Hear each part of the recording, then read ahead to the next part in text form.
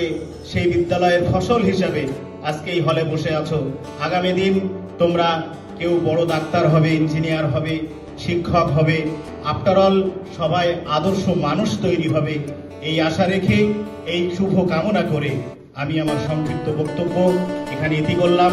সকলকে ধন্যবাদ। এই স্কুলটাও আমাদের দ্বিতীয় বাড়ি, এটাকে যত্ন নেওয়ার দায়িত্ব আমাদের। সুতরাং সবাইকে সেই লক্ষ্যে কাজ করতে হবে। দ্বিতীয়ত যেটা বলার, আমাদের স্কুল ইউনিফর্ম প্রত্যেকেরই আছে, সেই সঙ্গে বলা হয়েছে প্রত্যেককে কিন্তু কেটস মোজা পরে আগামী দিন থেকে স্কুলে আসবে।